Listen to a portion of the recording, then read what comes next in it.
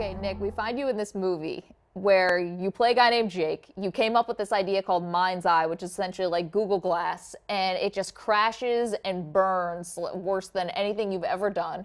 You end up having to go and live with your sister and her husband and their 3-year-old in upstate New York, and you become the nanny. Yes. Now, my question for you, have you ever hit rock bottom like Jake did, where his friends all wanted to kill him, where he lost everybody's money, and where he was just completely down and out?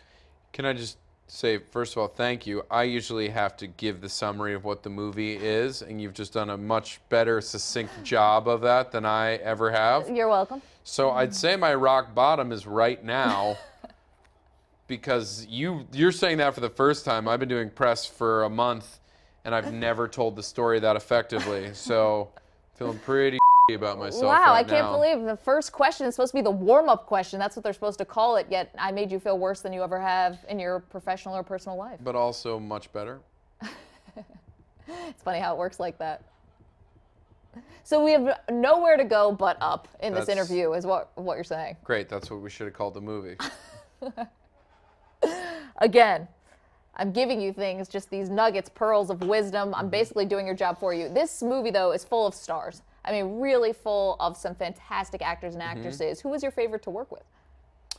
Well, Rose Byrne plays my sister. Bobby Cannavale plays my brother-in-law, both of whom I really have enjoyed and admired for a long time. Thank you for not dropping those names as well, leaving me with nothing again to say. No, but working with Rose Byrne and Bobby Cannavale was really exciting for me. Because I genuinely admired both of their work, and they're both very funny but also really good actors. And then the rest of the movie is largely friends or people who I've known, or one of us, either the writers or director, Ross Katz, knew. Jason Mantzoukas was a nightmare. He plays Rafi on The League. He's an old friend of mine and just a real piece of Bobby Moynihan from Saturday Night Live. I've known since our early days at the Upright Citizens Brigade. Had to give him every line. Couldn't improvise. Ruins every scene, that guy. Yep. Joel McHale from Community and The Soup showed up drunk every day. And it's funny because this character does a lot of cocaine. You're telling us that could have been real. Yeah. Well, he will. If you do talk to Joel, good luck getting a word in. But if you do talk to him, he will talk about that he snorted the fake Coke that we gave him, and it burned up his nostrils. It's method. He is method it was meth actually that we gave him. I just keep teeing you up for these. You should have me with you for your entire press tour. Let's do it. I'm going to Sporting News now after this. We can talk there.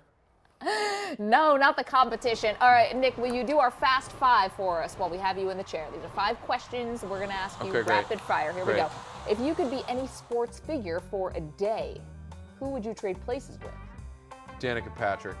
Why Danica? Because I just want to be in those GoDaddy ads so bad. If you were trapped on a desert island and you just happened to have an SI swimsuit model with you, which one would you choose? Charles Barkley. Forgot about that issue. Yeah, oof, come on. That Charles Barkley where they painted on the 76ers up top, and then Phoenix Suns down low. Fun fact, best-selling issue of all time. I know. If you weren't an actor or comedian, what would you be doing? I think I would be the center for the 1993 New York Knicks. It's a good year. Yeah, just back up Ewing. Didn't have to play a ton. Get to be on that squad. Life is good. Then, not so much now if you're a Knicks fan. What's the craziest fan request you've ever received? Joel McHale asked me for my autograph once, and I appreciate that he was a fan, but it was inappropriate. We were shooting. What's another fan request? What's a fan request? Here's a fan request I could do without. People who say, like, I don't really like your show, but if we hang out, maybe it'll turn out I like you. It's not effective. Just be nice. Just be nice. Be complimentary. It's always much more effective. Well, that does not seem like a good opener. No, it's not a good opener. It never works. A final question for you on our Fast Five. What's the best advice you've ever received? Michael Showalter from the state and a lot of funny things told me early on when I was doing stand-up, don't have a backup plan. If you have a backup plan, then you probably won't ever do everything you can to make your career happen. So I just never planned anything. It was this or just like homeless drifter? Yeah, or just like, you know, yeah, homeless drifter again. Well, I'm glad that's worked out for you. You know, you mentioned a lot of sports references in your Fast Five. Is your girlfriend Amy Poehler a sports fan? I don't know. There's a funny echo because the door's open. I won an NBA award. Okay, so we know that on The League, you Yeah. guys play for the Shiva Trophy, but here at Sports Illustrated, our fantasy basketball league, we actually win a Larry O'Brien trophy. They Really? just give one to us, yeah.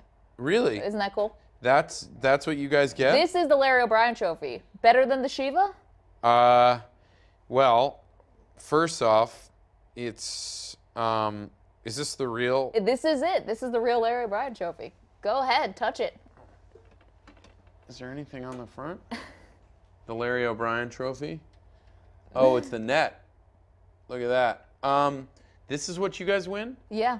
This is our fantasy league trophy. Really? Yeah, read it and weep. You know, we know that you're a Knicks fan. I don't know if they're going to get a chance to. I don't know if they're going to win. one I of don't these know for if a they're going to while. be able to pull it out this year. They missed the playoffs by just a shade, and by shade I mean the worst season in franchise history. I think they got to get J.R. Smith's brother back from the D League. Chris. And it's nice to see half of the front court on the Dallas Mavericks now. And And the backcourt's on the Cavs. in the backcourt's on the Cavs, and where are the Cavs going? No, but I'm glad we re-signed Melo.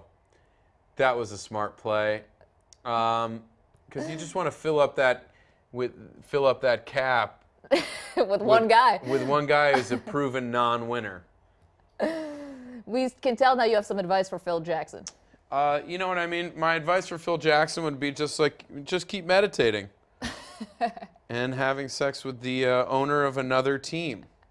Yeah, that seems fair. Right? That seems like good business. But what do I know? You know, Bill Belichick and Jerry Jones have been sleeping together for years. Yes, and you are. It's there is no deflate gate there. Zing.